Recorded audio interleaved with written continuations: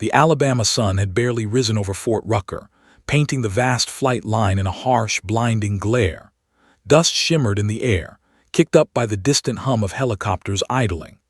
Cadet Harper Lane stood rigid in formation, her polished boots digging into the concrete, helmet under her arm. She squinted against the light, trying to focus on the insignia on the colonel's chest, the authority in his crisp salute, and the finality in the folded letter clutched in her trembling fingers. Her stomach knotted. Her heart raced, not with fear but with disbelief. She had trained her entire life for this moment, this exact moment when she would finally take her place among the elite pilots who flew the AH-64 Apache, the Army's deadliest attack helicopter. Every early morning run, every skipped night out with friends, every grueling simulator session, every ache and burn and bruise, it had all been for this. And yet here she was, standing in the glare of a sun she could almost swear was mocking her, hearing the words she had dreaded most. "You're physically qualified," Colonel Simmons said, voice flat, almost clinical. "But the Apache community is demanding. We think you'd be a better fit for transport aircraft." Harper's mind blinked. She had trained for years.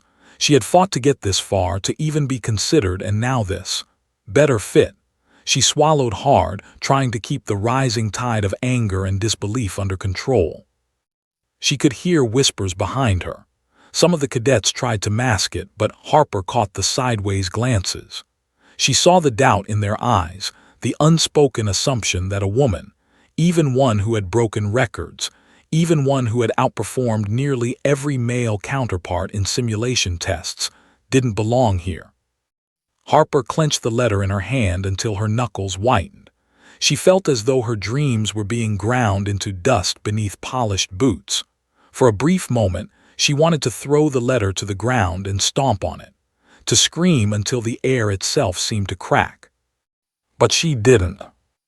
Instead, she took a deep breath and forced her lips into a smile that felt foreign. "Understood, sir," she said, each word tight with controlled fury. The colonel nodded without looking at her. "Carry on." And just like that, it was over. The room emptied. The sound of boots on concrete faded. Harper was alone with her thoughts, the sting of rejection gnawing at her like a relentless predator.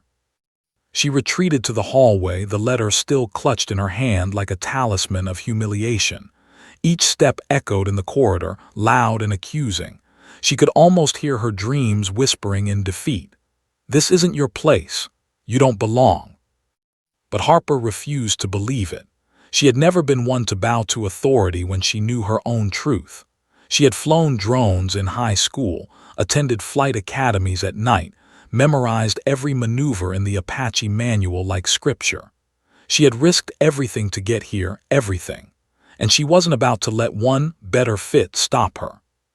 Her thoughts were interrupted by a faint vibration, her phone buzzing insistently in her pocket. She pulled it out to see a text from an unknown number. "I've heard your name. Don't take their word for it. There's someone who wants to see you fly." Harper froze. Her pulse thundered in her ears. Who could it be? A prank? A recruiter? She had no idea, but something in the phrasing, "wants to see you fly," set her stomach on fire with a mix of dread and curiosity. She looked down at the letter again, then back at the buzzing phone. The world seemed to hold its breath around her. She felt an invisible line between where she was and where she wanted to be, and it was as sharp and dangerous as a razor. The rest of the day passed in a blur. Harper went through the motions, attended briefings, sat in classrooms, but her mind was elsewhere. She pictured herself in the cockpit of an Apache, the rotors whirring overhead, the desert below stretching like a golden ocean. She imagined the hum of the engine reverberating through her chest, her hands firm on the controls, and the sheer exhilaration of flight, the moment when fear dissolved into mastery. At dinner, she sat alone, pushing food around her plate, listening to the laughter of cadets who didn't know what it meant to fight this hard for a dream. She thought about the letters of rejection she had received over the years, each one a slap to the face. And yet, each one had only fueled her determination. By nightfall, Harper was restless. She couldn't sleep. She threw on her flight jacket and boots and slipped out into the quiet of the base. The hangars loomed like sleeping giants under the moonlight. The Apache helicopters sat in rows, their dark silhouettes casting long shadows across the tarmac. She walked toward them, her fingers grazing the cold metal of the nearest fuselage. She could almost feel the energy of the machines beneath her fingertips, the latent power waiting to obey her commands. A shiver ran down her spine. This is where I belong, she thought, not anywhere else. Her phone buzzed again, another message. Meet me by Hangar 7 at 2300. Don't be late, trust me. Harper's heart pounded. She had never met this person, yet something in the message felt urgent, magnetic, impossible to ignore. She looked at the dark expanse of the base, the line of helicopters looming like guardians, and made a decision. She would go. When she arrived at Hangar 7, the air was thick with tension and the scent of aviation fuel. A shadow moved at the far end. Harper's instincts screamed caution, but she stepped forward anyway. A man emerged from the shadows, silhouetted against the faint light of a flickering lamp. He was tall, broad-shouldered, and wore the insignia of rank she didn't recognize. He didn't speak at first. He just watched her, eyes sharp, assessing, almost like a hawk measuring the weight of a fledgling bird. Finally he spoke. "Harper Lane, I've been watching you." Harper's mouth went dry. Who are you?" "Someone who knows what you're capable of," he said, voice calm but commanding. "And someone who doesn't care about what they told you in that office today. I'm here to make sure the right people see it. You're not done, not by a long shot." Her pulse quickened. Every doubt she had, every insult, every sneer from instructors or cadets, they all seemed to melt in that single sentence. But the man didn't stop there. He leaned closer, lowering his voice. "You'll get a chance to fly an Apache, soon. But you need to prove one thing first. Can you handle it when everyone doubts you? Can you do what no one expects?" Harper nodded, determination hardening in her chest. "I can, I will." He gave a brief nod, almost imperceptible, and turned away into the shadows. "Prepare yourself. They'll resist. They always do. But don't let that stop you. You belong in that cockpit. Don't forget it." Harper stood alone, the tarmac empty, the night air heavy and charged. The distant rotors of a training helicopter cut through the silence. She looked up at the dark sky, imagining herself high above, mastering the impossible, defying expectations. And as she clenched her fists and whispered to herself, she felt a fire ignite inside that rejection letter couldn't touch. "I will fly. They may refuse me, but I will prove them wrong." In the distance, the hangar doors creaked, shadows shifting like a prelude. Something was coming, and Harper knew, without fully understanding how, that her moment, the one that would define her life, was closer than she could imagine. The base was quiet that night, almost eerily so, as Harper Lane slipped through the dimly lit corridors toward the simulator hangar. Every step echoed against the polished concrete floors, bouncing back at her like a drumbeat of anticipation. Her boots were scuffed, her flight jacket stiff with heat and sweat, but nothing could dampen the surge of adrenaline coursing through her veins. The hangar doors loomed ahead like the mouth of a giant. Inside, rows of simulators sat in darkness, their screens blank and lifeless. But Harper didn't hesitate. She had a plan. No one had given her permission to be here, yet she felt the thrill of rebellion sharpen her focus. The denial of the Apache program burned in her chest like wildfire. Tonight she would prove, if only to herself, that she belonged. Sliding into the cockpit of the A-64 simulator, Harper felt the familiar hum of anticipation. She adjusted the harness, ran her fingers over the cyclic and collective, and took a deep breath. The faint smell of electronics and plastic filled her nose. She closed her eyes for a moment, feeling the rhythm of flight in her muscles, the memory of every drill, every simulation she had memorized. And then she powered up. The simulator roared to life with a mechanical growl, screens lighting up to form a hyperrealistic desert landscape. Mountains stretched out in jagged ridges, dust swirled around convoy vehicles, and virtual helicopters moved with uncanny realism.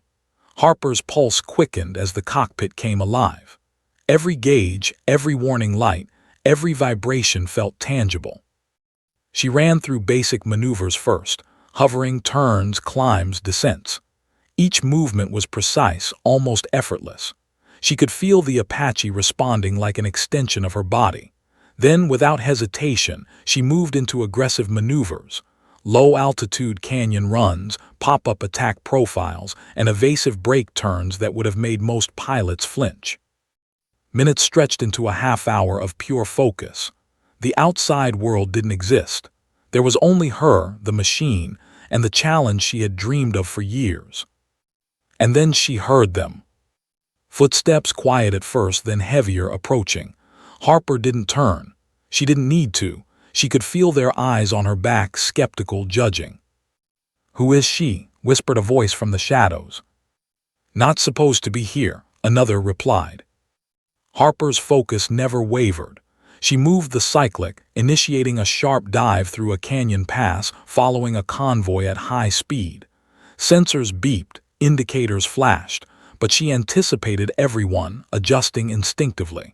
The backboard of the simulator reflected the faces of her unexpected audience, but she didn't falter.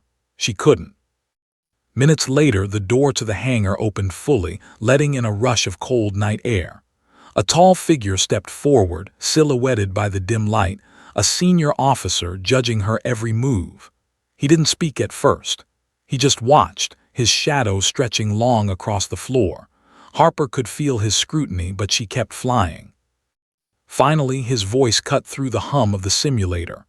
"Cadet Lane," he said, calm but authoritative, "where did you learn to fly like that?" Harper's fingers tightened around the cyclic. "I've trained," she said, steady despite the surge of adrenaline. "I've practiced every maneuver, every emergency procedure, every attack profile. I'm ready." The officer's eyes narrowed. He stepped closer, studying her like she was a puzzle he couldn't solve. "You weren't supposed to be in here tonight." "I wasn't supposed to be allowed to fly an Apache either," Harper replied, letting a spark of defiance slip into her voice. There was a pause. Then he spoke again, softer this time, almost impressed. "You might have just made this political." Harper blinked. She didn't fully understand his meaning, but she felt a shiver run down her spine. Political. It didn't matter. What mattered was that she had been seen, and not as a cadet who had been denied, but as a pilot. The simulation escalated. Harper initiated an emergency scenario, a mechanical failure mid-flight requiring an immediate response. Warning lights flashed, alarms screamed. She adjusted the collective, countered the torque, leveled the Apache with instinctive precision. The officer behind her leaned in, eyebrows raised, muttering under his breath. "This is unreal," he said. "She's handling a simulated catastrophic failure as if it's a routine procedure." The tension in the room grew. A few other instructors, drawn by the noise, peeked in. Murmurs of disbelief rippled across the hangar floor. Harper ignored them all, focused entirely on keeping the virtual helicopter from spinning into the canyon walls. Minutes later, she executed a perfect emergency landing, wheels touching the simulated desert terrain without a hitch. Silence fell across the room, broken only by the faint hum of the simulator's fans. The officer finally spoke again, his voice low, almost reverent. "Cadet Lane, you're not supposed to be able to do this. Most rookies would have failed in the first 30 seconds.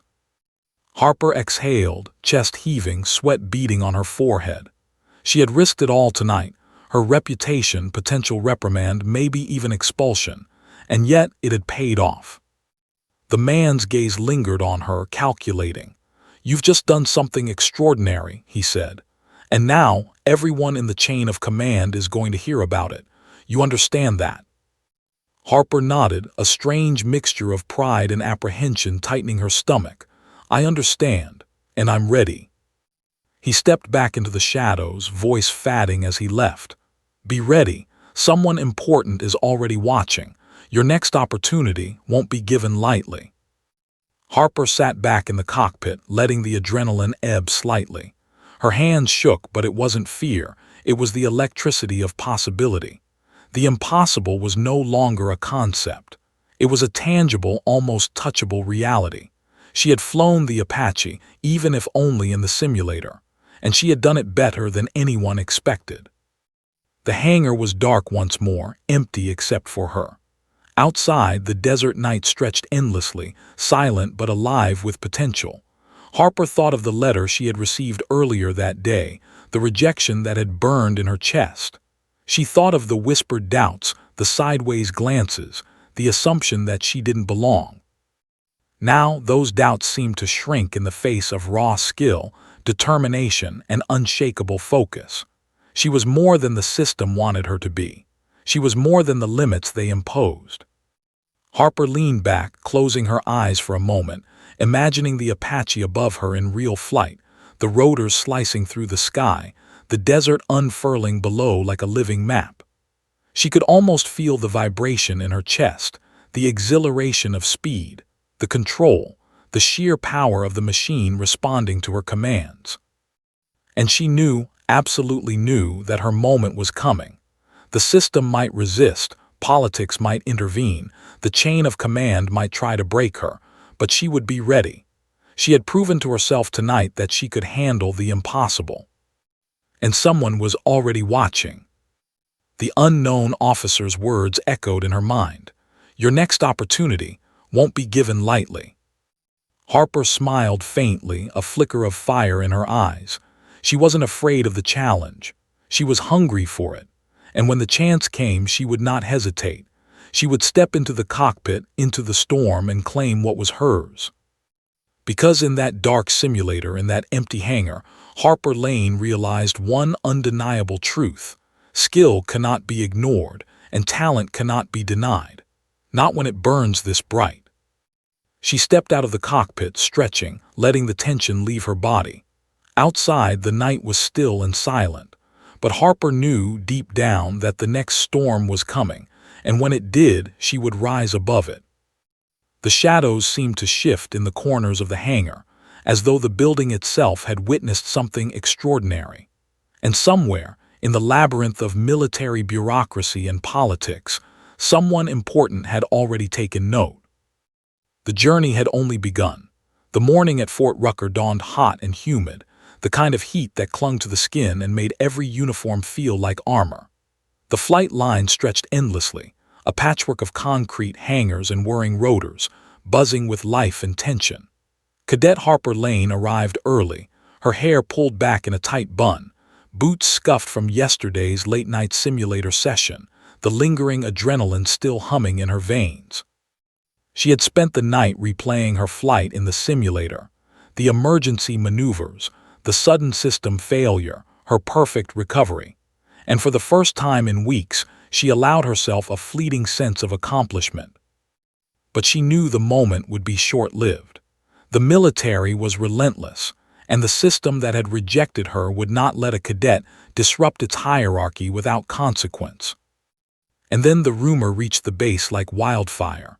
A high-ranking admiral was flying in for an unannounced inspection. No one knew why. The chatter was low, almost conspiratorial. Cadets whispered in corners, instructors muttered in hallways, pilots exchanged sideways glances. The arrival of an admiral always meant scrutiny, and scrutiny always meant pressure. Harper tried to ignore it.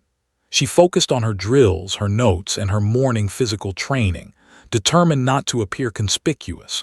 But there was a magnetic weight to the idea of someone powerful arriving, a figure who could see beyond the rigid bureaucracy, beyond politics, beyond assumptions about who should fly an Apache. By mid-morning, the distant thrum of helicopter blades cut across the base. The air seemed to vibrate with expectation. Harper turned instinctively, spotting the sleek silhouette of a VIP A-60 Black Hawk slicing through the sky. Within minutes, it touched down with precision, sending up a small cloud of dust. The base went silent.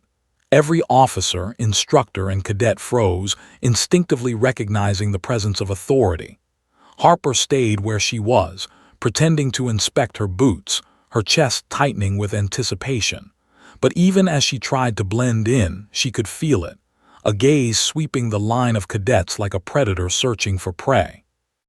And then, impossibly, the Admiral's eyes locked on her. "You, Cadet Lane, walk with me." Time seemed to slow, heads turned, cadets whispered, boots clicked against the concrete in nervous patterns. Harper's stomach lurched. She swallowed, forcing herself to move forward with calm precision. As they walked across the tarmac, the Admiral's presence was commanding yet measured. He didn't speak immediately. Instead, he observed Harper with an intensity that made her heart hammer against her ribs.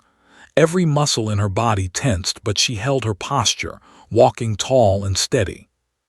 Finally he spoke, voice low, precise, and deliberate. "I saw your simulator run." Harper froze for just a fraction of a second. The simulator run, that had never been intended for anyone higher than the instructors and officers who had already dismissed her. How could he have seen it?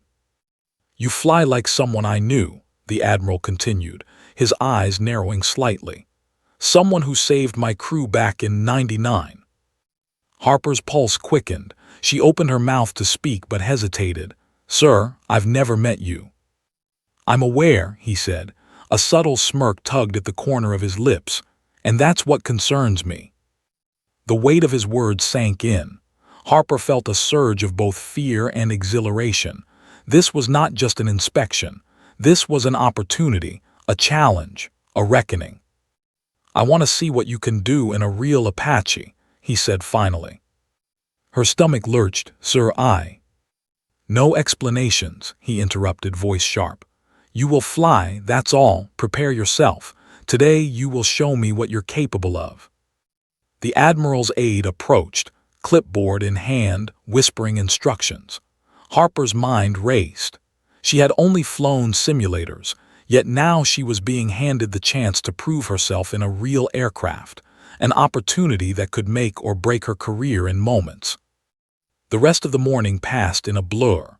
Harper moved from one briefing to another, her every movement precise, controlled, professional. Yet inside, her nerves threatened to unravel. She imagined the Apache waiting for her, the rotors slicing through the sky, the hum of the engine vibrating through her chest, the power of the machine responding to her every command. Finally, she was led to the flight line. The Apache gleamed in the morning sun, sleek and deadly.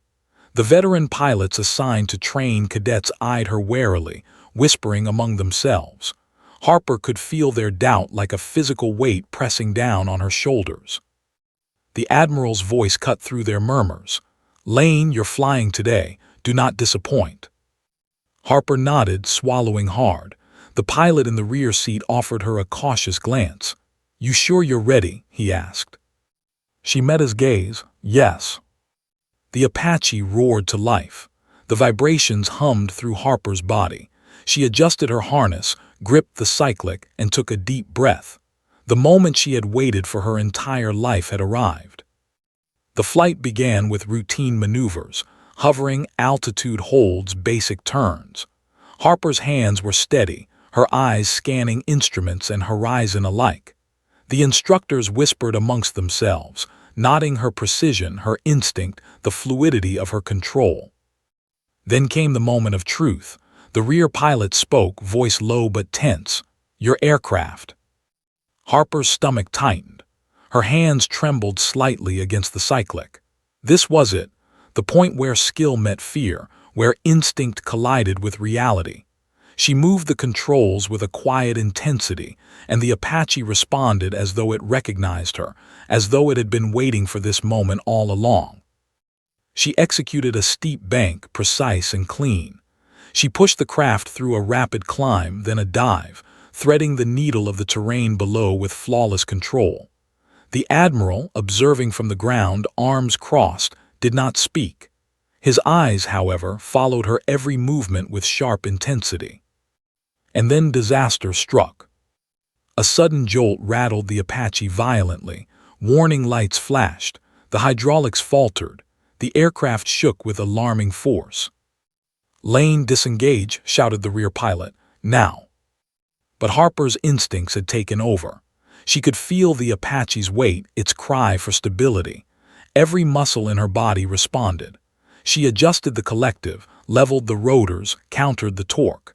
The aircraft groaned under the strain, but Harper guided it through the crisis with calm precision.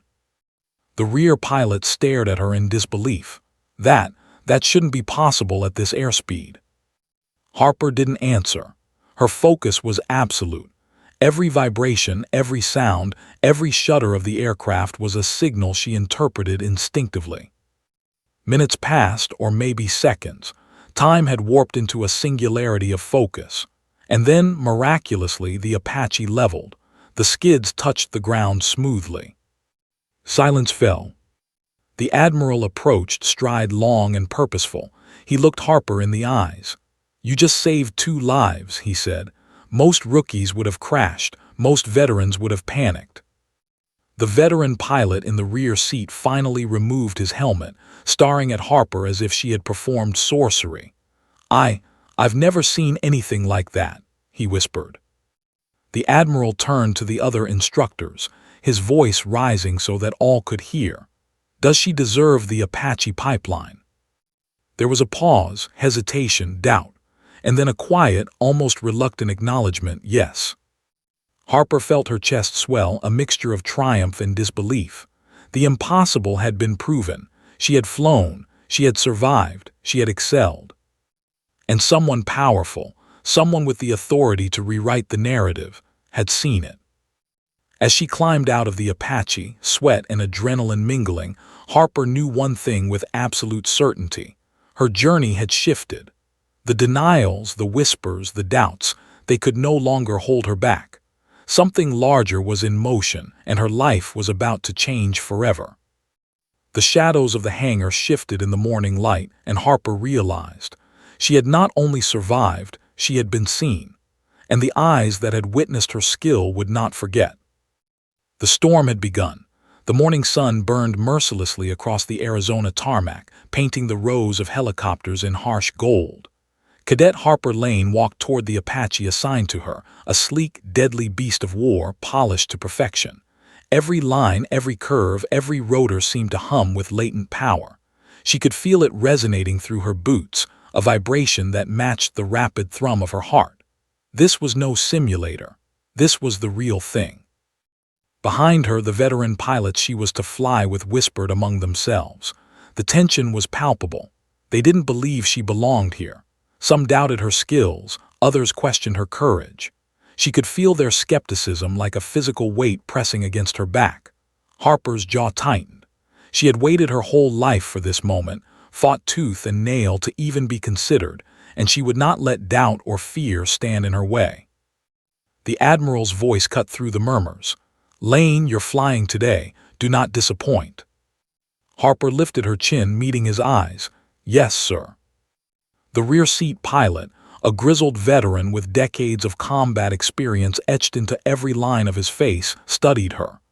"You sure you're ready?" he asked, skepticism heavy in his tone. Harper nodded, though her stomach twisted with nervous energy. "I've never been more ready."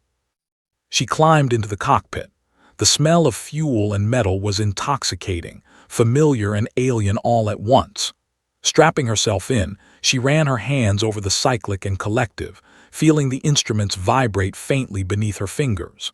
The hum of the engine started low, then grew into a thrum that resonated through her chest. She closed her eyes for a moment, letting herself sink into the rhythm of the machine. When the rotors began to spin faster, she felt a surge of exhilaration mixed with terror. The Apache was alive. It demanded respect. One wrong move, one hesitation, and disaster could strike. The flight began with routine maneuvers. Slow climbs, gentle banks, precise altitude holds. Harper's hands were steady, eyes scanning instruments and horizon in perfect harmony. The rear seat pilot muttered occasionally, nodding her precision, but the glint of disbelief in his eyes told her he wasn't sure if he was witnessing skill or luck. Then the Admiral spoke over the radio, his voice calm but authoritative. "Lane, take over the aircraft." Her stomach tightened. This was it, the moment that would define everything. Harper's fingers gripped the controls. The veterans in the cockpit stiffened, glancing at each other nervously. "You've got this," she whispered under her breath. The Apache responded to her touch with a grace that surprised even her. She executed a shallow bank clean, then a steep climb, followed by a dive through a canyon pass simulated in real terrain below. She threaded the needle perfectly, the rotor blades slicing through the desert air with a roar that reverberated through her body. The rear seat pilot's voice was sharp now. "Not bad, kid, not bad at all." Harper allowed herself a brief flicker of pride, but she knew the real test was coming, the emergency scenario the Admiral had promised. Without warning, alarms blared, warning lights flashing across the dashboard. The hydraulic system was failing. The Apache shuddered violently, thrashing against her control. "Lane, abort the maneuver," shouted the rear pilot, panic creeping into his tone. Harper's heart pounded in her chest. She felt the aircraft fighting against her, a living entity rebelling against her commands. She could hear the mechanical groan of the rotor blades, the warning sirens blaring like a chorus of doom. But Harper didn't panic, she couldn't. She had trained for this moment in simulators in her mind, in endless rehearsals of fear and failure. Every muscle in her body responded instinctively. She feathered the collective, leveled the rotors, adjusted torque, countered the spin. The rear pilot froze. She's stabilizing it," he gasped. The Apache shuddered once more, then began to level. Harper's fingers worked furiously over the controls, coaxing the machine into submission. The desert floor rushed toward them, but she guided the Apache into a safe glide, touching down with precision that made even the seasoned pilot gasp. Silence fell across the cockpit. Harper's chest heaved, sweat stinging her eyes. She could barely believe it herself. She had taken an Apache through a life-threatening emergency and survived. Not only survived, she had excelled. The Admiral's voice crackled over the radio, calm and controlled, yet carrying the weight of command. "Cadet Lane, excellent work. That was exceptional." Harper's knees felt weak as she climbed out of the cockpit, hands trembling from adrenaline. The rear seat pilot removed his helmet, eyes wide, staring at her as if she had performed magic. I've never seen anything like that," he muttered. The Admiral stepped closer, walking across the tarmac with the calm authority that made everyone else seem insignificant. He stopped in front of her, eyes sharp, assessing every movement. "You just saved this aircraft and the lives of everyone on board. Most rookies would have crashed. Most veterans would have panicked. Most would not even be in the cockpit at all."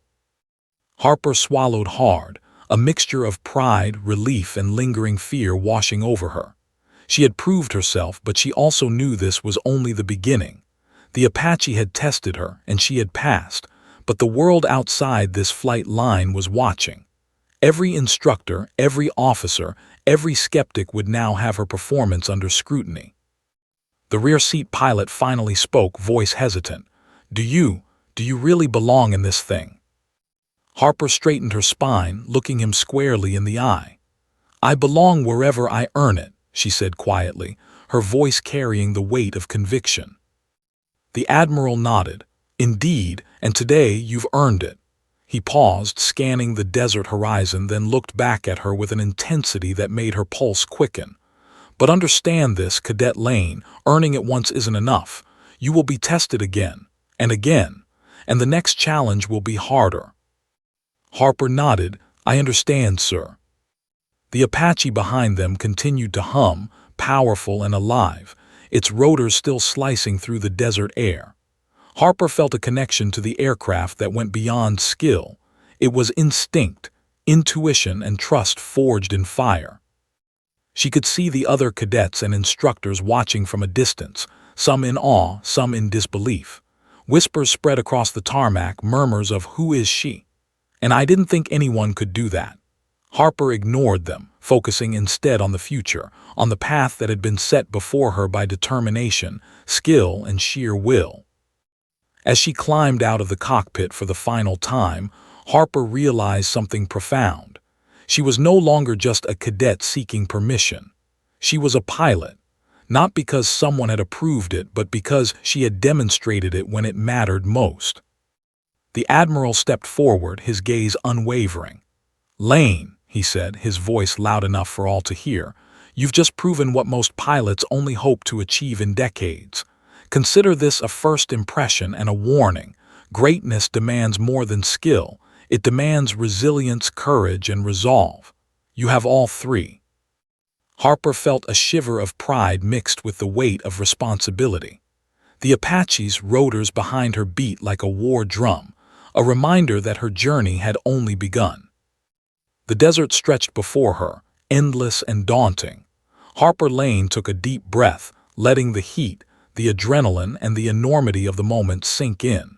She had survived her first real Apache flight. She had faced the impossible and triumphed, but she knew the path ahead would test her in ways she could not yet imagine.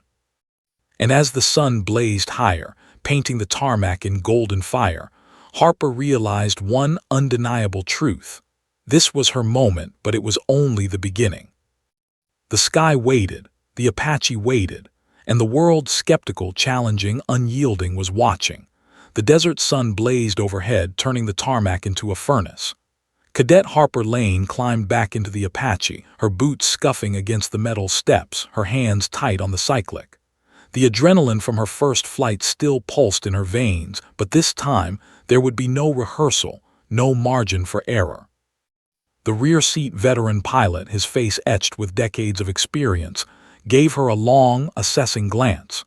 The air between them was tense, electric. "Lane," he said, voice clipped and serious, "I've flown this thing through more emergencies than you can imagine. Don't think for a second this will be easy." Harper met his gaze evenly. "I know I'm ready." The rotors began to churn, slicing through the desert air. Harper could feel the Apache's power thrumming under her, alive and impatient, like a wild predator waiting for its prey. She adjusted the collective, checked every gauge, every indicator, every minor fluctuation. The rear pilot's voice came over the intercom again, a low murmur of skepticism. "Let's see what you've got." They lifted off, climbing in perfect synchronization with Harper's every command. The familiar roar of the engines filled her ears, and for a moment she let herself enjoy the pure, unfiltered exhilaration of flight. But she knew the real test was coming, the scenario the Admiral had promised, the emergency no one expected a cadet to survive. It began almost immediately. A warning light flashed red, accompanied by a shrill alarm. Hydraulic pressure dropped suddenly, sending violent shudders through the aircraft. The Apache jolted in the air as if possessed by some malevolent force. "Lane, brace yourself," shouted the rear pilot, gripping his harness. Her stomach twisted. This was no simulator, this was real. Lives depended on her decisions, on her hands, on her instincts. The Apache bucked violently, a tornado of steel and blades threatening to throw them from the sky. Harper's heart pounded like a war drum in her chest. Fear surged, but she did not falter. Every instinct she had honed in the simulator, every emergency drill, every mental rehearsal came flooding back. She could feel the aircraft's frame twisting, the stress on the rotors, the resistance in the hydraulics, and she responded, not with panic but with precision. She feathered the collective, leveling the craft with minute adjustments. She countered the torque, rolled to stabilize the spin, and read every vibration as if the Apache were speaking to her. The rear seat pilot went pale, eyes wide. I don't believe this. She's actually controlling it." The Apache groaned, metal straining against force, warning lights blaring like a chorus of alarms. Harper's hands were steady, her mind clear, her breathing measured. She initiated a controlled dive to shed altitude, coaxing the aircraft into a safe glide while maintaining forward momentum. Every movement was deliberate, a delicate dance between control and chaos. "Lane," the rear pilot muttered, voice trembling, "you're doing the impossible." But Harper didn't answer. She had no time for words. The Apache was alive, furious, defiant, and it demanded complete focus. She visualized the landing, calculated the approach, and adjusted for every gust of wind, every ounce of torque, every subtle resistance in the controls. Seconds or maybe minutes passed in a blur. Time had no meaning. There was only her, the machine, and the delicate balance between survival and catastrophe. The desert floor rushed toward them, and Harper guided the Apache with instinctive precision, the rotors screaming like a living entity. Finally, she touched down. The skids kissed the tarmac with a precision that made even the veteran pilot gape. The Apache shuddered one last time before settling into silence. Harper exhaled sharply, chest heaving, sweat pouring down her face. She had done it. She had survived what no cadet had a right to survive. The rear pilot removed his helmet, eyes wide, jaw slack. I've never seen anything like that. She saved this aircraft. She saved our lives. The Admiral's voice crackled over the radio, calm and authoritative, yet carrying the weight of command. Cadet Lane, that was extraordinary. Most pilots would have lost control. Most would have panicked. You excelled. Harper climbed out of the cockpit, legs trembling, feeling the weight of what she had accomplished. The desert heat was oppressive, but she hardly noticed it. Every cadet, instructor, and officer on the tarmac had turned their attention to her. Some faces were wide-eyed with awe, others were etched with disbelief. The Admiral approached, stride long and purposeful. His eyes were sharp, calculating, as he studied Harper like a general assessing a battlefield commander. "Cadet Lane," he said, voice loud enough for everyone to hear, "you have just performed a feat that most pilots only dream of. You've demonstrated skill, composure, and courage beyond your years." Harper felt a lump rise in her throat, pride mixed with disbelief and a lingering undercurrent of fear. She had been denied, doubted, underestimated, and now she had risen above it all. The rear seat pilot, still pale, muttered under his breath, "She doesn't just belong here, she was born for this." The Admiral turned toward the other instructors, his gaze sweeping the tarmac. "Do you now understand why she deserves the Apache pipeline?" There was silence, hesitation. Some nodded reluctantly, others still seemed unsure. The record of her flight, however, spoke louder than any doubt. It had been witnessed, undeniable, extraordinary. Harper had proven herself in the crucible of reality, not simulation, and the evidence was irrefutable. The Admiral's eyes returned to Harper. "But understand this, Lane. Excellence in this cockpit is not a one-time achievement. Today, you survived. Tomorrow, you will be tested again, and the challenges will only grow more severe." Harper met his gaze, steady, unwavering. "I'm ready, sir," she said, voice strong despite the exhaustion in her limbs. He nodded. "Good, because when the next crisis comes, lives will depend on your decisions, your courage, your skill. You've shown that you have it, but do not forget, the Apache demands absolute mastery, absolute focus. Complacency will kill you." Harper's pulse quickened. The weight of responsibility pressed down, but she welcomed it. Fear had been transformed into resolve. Doubt had been eclipsed by achievement. She had survived the impossible, and she knew she could survive again. The Apache behind her continued to hum, powerful, alive, almost sentient. Harper reached out and touched the side of the fuselage, feeling the vibrations through her fingertips, a connection forged in adrenaline and trust. The machine had tested her, and she had responded. The Admiral's gaze softened ever so slightly. "Lane, you have the makings of a legendary pilot. Remember this feeling. Remember the fear, the adrenaline, the responsibility. Let it guide you. Let it fuel you." Harper nodded. Her chest swelled, not with arrogance but with the quiet, unshakable certainty of someone who had proven herself when it mattered most. She was no longer a cadet being tested by bureaucracy.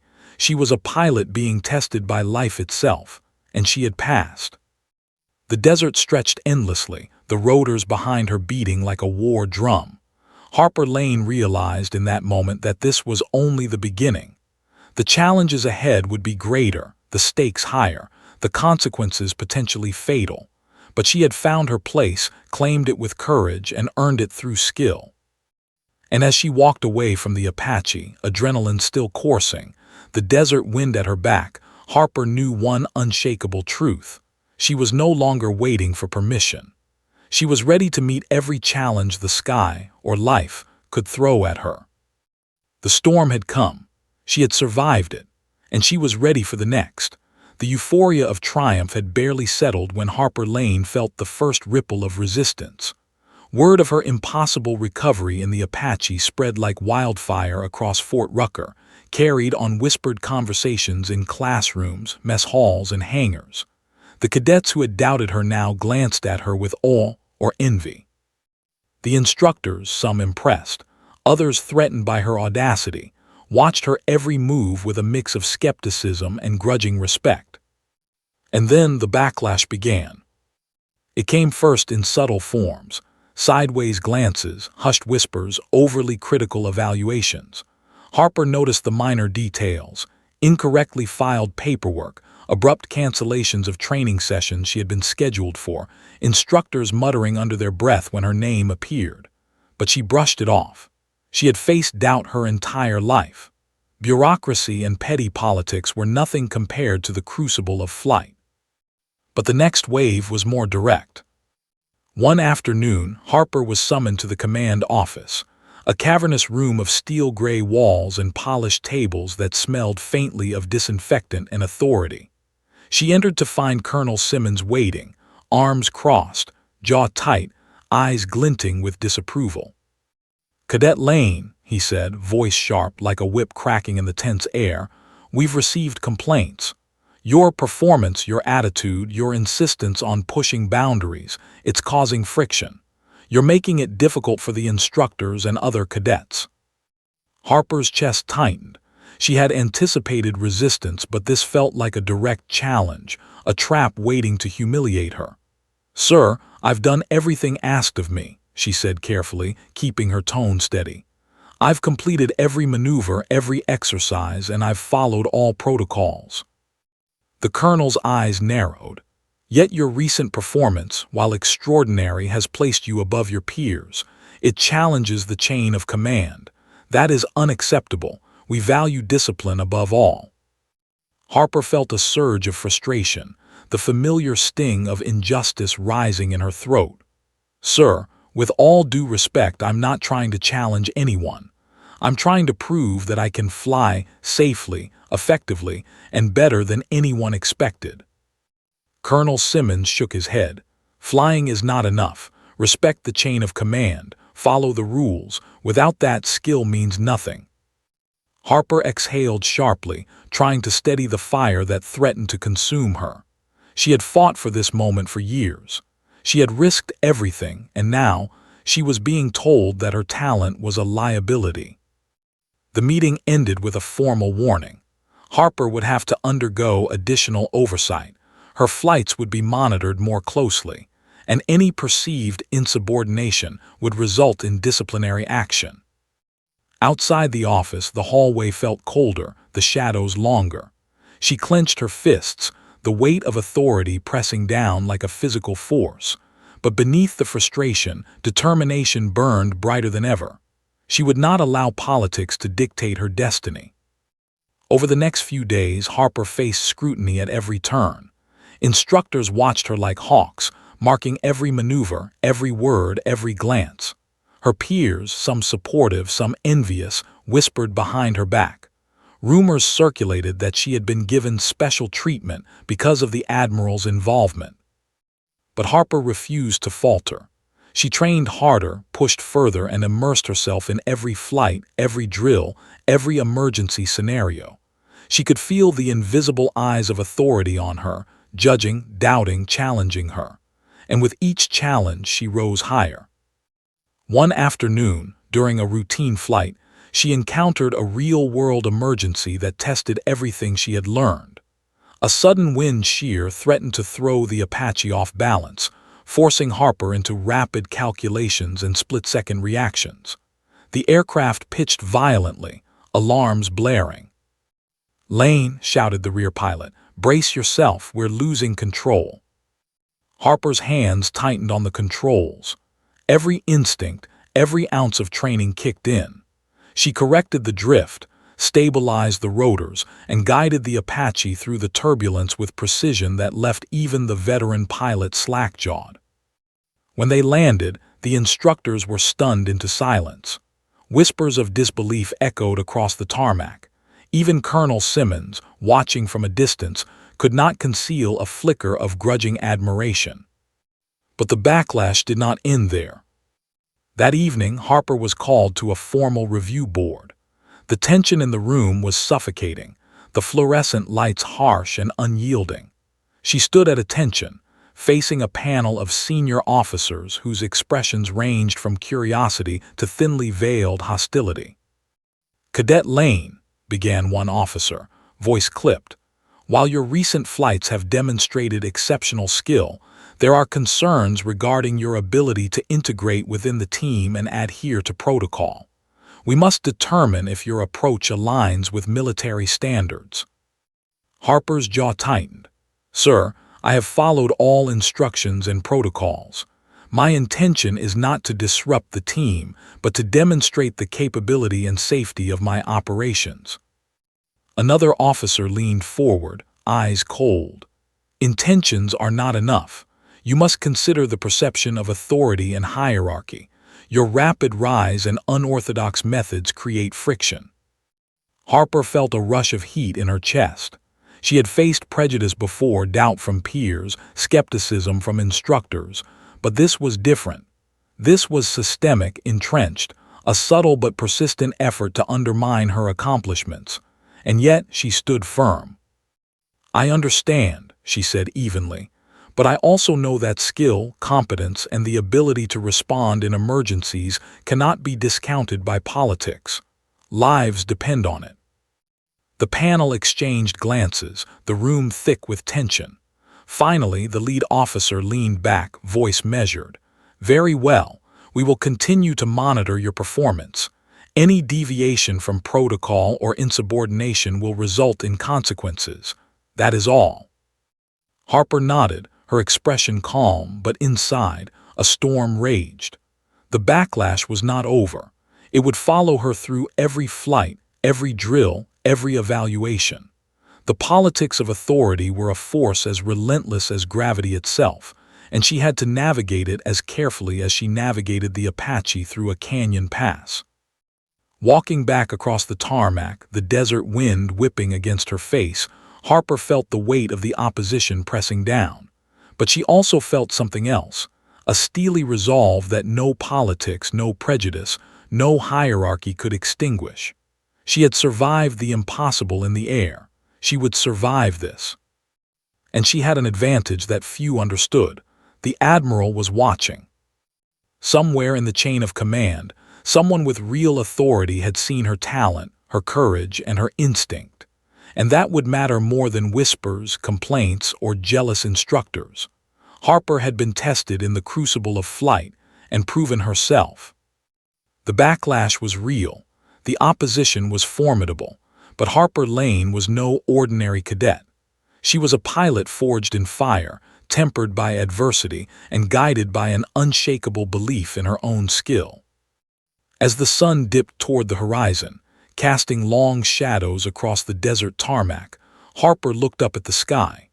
The rotors of the Apache hummed quietly in the hangar behind her, a reminder of the challenge she had conquered and the danger that awaited. The storm of politics would rage, doubts would persist, and opposition would continue. But Harper Lane knew one undeniable truth. She had faced the impossible once, and she would do it again. Because she was not just fighting for approval. She was fighting for her place in the sky, and she would not be denied. The desert stretched before her, vast and unyielding, and Harper took a deep breath. The backlash had come. She had survived it. And the next challenge was already on the horizon. The sun had barely risen over Fort Rucker, painting the flight line in a wash of amber and gold. The air was still cool, a brief reprieve from the scorching heat that would arrive by midday. Cadet Harper Lane approached the designated Apache with purposeful strides, her flight jacket tight around her shoulders, boots striking the concrete with deliberate precision. Today was not routine training. Today was the Admiral's test, a high-stakes evaluation that would determine if she could finally claim the Apache pipeline she had fought so desperately to earn. The Admiral himself was on the tarmac, standing like a sentinel, his hands clasped behind his back, eyes scanning the horizon with the calm authority of a man accustomed to command. Behind him, instructors and senior officers waited silently, their gazes fixed on Harper. She could feel their judgment, their skepticism, and even their envy pressing down on her like physical force. "You're ready," the Admiral said, voice low but carrying over the hum of the rotors. "But understand this, Lane. Today you are not just proving your skill.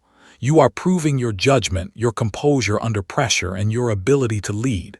Lives will depend on your decisions. One misstep and it's not just a test, it's a disaster." Harper nodded, swallowing the lump in her throat. "I understand, sir." She climbed into the Apache, the cockpit familiar yet suddenly heavier with the weight of expectation. The hum of the engines vibrated through her chest, and for a brief moment she closed her eyes, centering herself. She could feel the rotors thrumming beneath her fingers, alive, impatient, demanding respect. The rear seat pilot, veteran and wary, leaned over, voice low. "I've flown this route hundreds of times. Today we're throwing everything at you. You sure you're ready?" Harper met his gaze. "I've never been more ready." The rotors began to spin faster, and the Apache lifted into the early morning sky with effortless grace. The wind whipped against her face, the desert stretching endlessly below like a golden ocean. She could feel the weight of every eye on the ground, every expectation pressing down, but she let it sharpen her focus rather than break her resolve. The Admiral's test began immediately. Harper was tasked with a complex mission: navigate a canyon system at low altitude, identify and neutralize simulated threats, execute emergency procedures, and coordinate with a convoy of support vehicles, all while maintaining complete situational awareness. Failure would be immediate, brutal, and irreversible. The first challenge was the canyon run. Harper adjusted the collective and cyclic with precision, dipping into the narrow gorge, the cliffs razor close on either side. Dust swirled from the desert floor, kicked up by the rotors, and the sound of the wind roared in her ears. Every instinct, every calculation, every tiny adjustment mattered. One misjudged angle could spell disaster. "Lane left 6 o'clock, the rear pilot shouted, pointing to a simulated hostile vehicle attempting to flank the convoy. Harper banked hard, rolling the Apache smoothly. She targeted the threat with her sensors, engaged the systems, and neutralized it with impeccable timing. The rear pilot's eyebrows shot up. You got that?" he asked, disbelief in his voice. Harper didn't answer. There was no time. The canyon twisted ahead, another obstacle demanding attention. She executed a sharp climb, rolled to avoid a simulated rockfall, and adjusted for crosswinds that threatened to destabilize the aircraft. Every movement was a delicate balance of aggression and control. Then came the simulated mechanical failure, the true crucible of the Admiral's test. Alarms blared as the hydraulics faltered. The Apache shuddered violently, pitching dangerously as systems warning lights flashed. "Lane, emergency protocol, now," the rear pilot yelled. Harper's hands tightened on the controls. Fear surged, sharp, immediate, and visceral, but she did not falter. Every simulation, every late-night rehearsal, every moment of doubt and training crystallized into instinct. She countered the torque, leveled the rotors, feathered the collective, and coaxed the Apache back into stability with split-second precision. The rear pilot's jaw dropped. "Impossible, she's actually stabilizing it." The canyon walls blurred past as Harper executed a controlled dive to shed altitude, threading the needle between obstacles with a grace that seemed impossible. The Apache trembled under the strain, warning alarms screaming, but she guided it through each crisis point as if the machine were an extension of herself. Minutes or perhaps seconds passed in a blur. Harper's focus narrowed to a single point: survival, precision, and excellence. The rest of the world ceased to exist. Only she and the Apache remained, locked in a deadly dance. Finally, she executed the simulated attack on the enemy convoy, neutralizing threats with exacting precision. She guided the Apache through a controlled landing in a narrow desert clearing, rotors slicing the air with surgical accuracy. Silence fell over the tarmac as the dust settled. The Admiral's gaze was unyielding, assessing, calculating. For a heartbeat, Harper feared she had fallen short. Then he spoke. "Cadet Lane," he said, voice calm, deliberate, "you have demonstrated more than skill. You have demonstrated judgment under pressure, composure in the face of impossible circumstances, and the courage to act decisively when lives depend on it. Most pilots would have panicked. You did not." Harper exhaled, a shiver running through her body. The weight of what she had accomplished began to sink in. She had faced the ultimate test, the scenario designed to expose weakness, to humiliate, to fail, and she had emerged triumphant. The rear pilot removed his helmet, eyes wide, voice trembling. I've never seen anything like that in my entire career. That was legendary." The Admiral stepped forward, sweeping the tarmac with his gaze. "Cadet Lane, effective immediately, you are cleared for the Apache pipeline.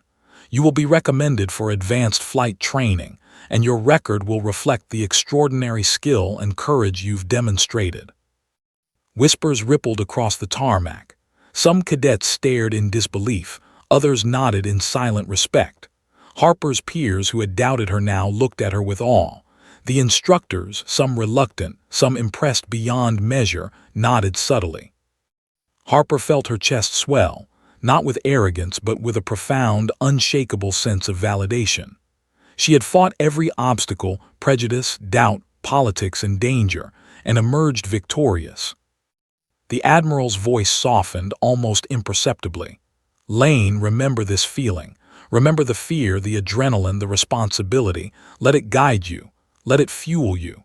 And never forget, the sky is unforgiving. The Apache is relentless. Only those who respect both can master it." Harper nodded, a fire igniting in her chest. "I understand, sir." The desert stretched endlessly around her, golden and unforgiving. Harper Lane felt the wind whip her hair across her face, heard the faint hum of the Apache's cooling rotors, and allowed herself a rare, fleeting smile. She had been tested in every conceivable way, and she had proven herself beyond question. As she descended from the cockpit, Harper's mind flashed back to the countless nights of doubt, the denials, the whispers, the political obstacles, the risks she had taken. Each moment had led to this one, and now she was no longer a cadet merely hopping for opportunity. She was a pilot, forged in fire, recognized by the highest authority, and prepared to face the skies on her own terms. The Admiral's test had ended, but Harper knew this was only the beginning. The Apache demanded excellence at every turn, danger lurked at every altitude, and the challenges ahead would test her courage, skill, and resolve in ways she could not yet imagine. Yet as she walked across the tarmac, bathed in the warm desert light, Harper Lane realized one undeniable truth. She had earned her place. She had survived the impossible. She had faced judgment, politics, and death itself, and emerged victorious. The storm had passed, but the sky wide, untamed, and endless awaited, and Harper was ready. The desert air shimmered in the early morning heat, waves of gold rolling across the tarmac like molten metal. Cadet Harper Lane walked toward her Apache, the hum of rotors and distant chatter of cadets a familiar soundtrack to the most intense months of her life. But today, everything felt different. Today, there were no simulations, no secret tests, no whispers behind her back. Today, she would earn something far more profound, a name that would follow her wherever she flew. The Admiral had called her personally to the flight line. His gaze, sharp and unyielding, was a lighthouse in the chaos of her emotions. She felt the weight of his eyes on her, not in judgment but in expectation. And this time the expectation was not just for skill, it was for legend. "Lane," the Admiral said, voice carrying across the tarmac, "you've proven yourself repeatedly. But now the program requires more than technical skill. It requires leadership, instinct, and courage that others will follow. Today, you will receive your call sign." Harper's heart skipped a beat. A call sign in the military wasn't just a nickname. It was identity, history, and respect rolled into one. Pilots earned them through courage, skill, or sometimes sheer audacity. And now, after months of obstacles, denials, and near-impossible tests, Harper was about to be immortalized in the way she had always dreamed. The rear-seat pilot, veteran and still awed by her ability, leaned close. "You ready for this?" he asked, voice low. Harper met his eyes. "I'm ready." The Apache roared to life beneath her hands, powerful and obedient, yet alive with energy and danger. She felt it responding to her instinctively, like an extension of her own body. Every gauge, every control, every vibration spoke to her as she lifted off the ground, climbing into the expansive desert sky. The Admiral's test had been more than survival, it had been a statement. But today, the challenge was symbolic. She would lead a formation of helicopters through a complex aerial exercise designed to test not only precision and skill, but communication, trust, and leadership under pressure. The convoy of Apache lifted, each aircraft a mirror of her own. The hum of rotors harmonized into a low, almost musical vibration across the airspace. Harper led them through low-altitude maneuvers, threading between canyon walls with uncanny precision, rolling over sudden rises, banking sharply to avoid simulated threats. The wind tore at the helicopters, testing every adjustment, every calculation. Her voice over the radio was steady, confident, commanding. "Falcon 1 adjust left 5 degrees. Falcon 2 maintain altitude. Keep tight formation. Eyes sharp, threat simulation in 3, 2, 1. The rear seat pilot glanced at her, disbelief and respect etched across his face. "I've flown with some of the best," he murmured, "but no one commands like this." The exercise intensified. One simulated enemy vehicle appeared, flanking the formation. Harper's fingers moved instinctively across the controls. She guided her aircraft into position, coordinated attacks from the other Apache, and neutralized the threat with perfect timing. Every move was fluid, precise, unflinching. Then came the unexpected.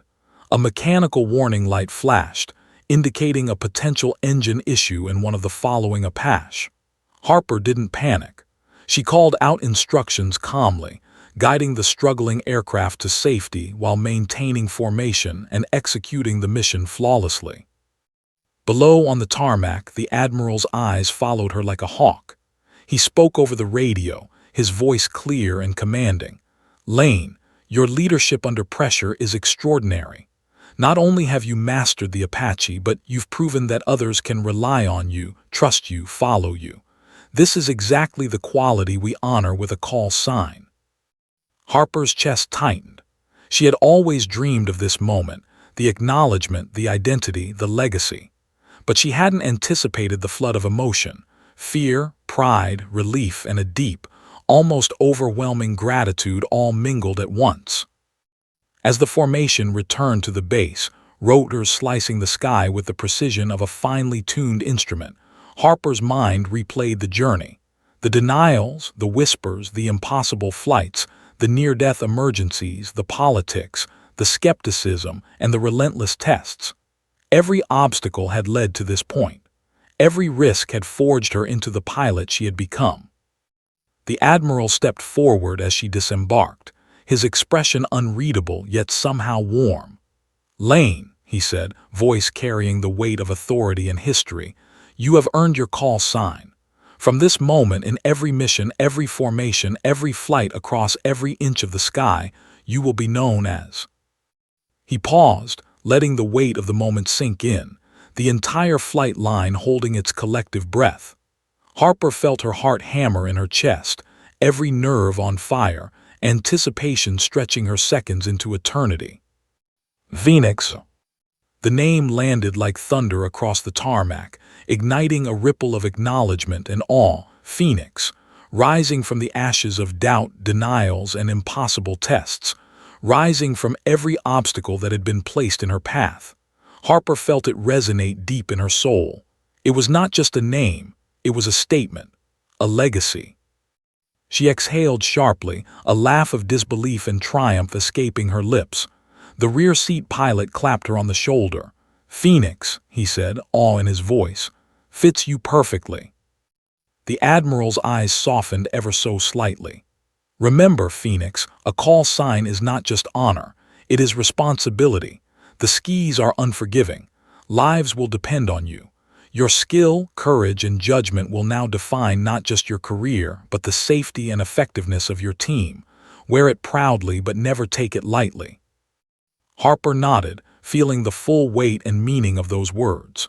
She had fought for recognition, for respect, for a place among the elite, and now she had it, not just as a title, but as an identity, a legacy, a symbol of resilience and mastery.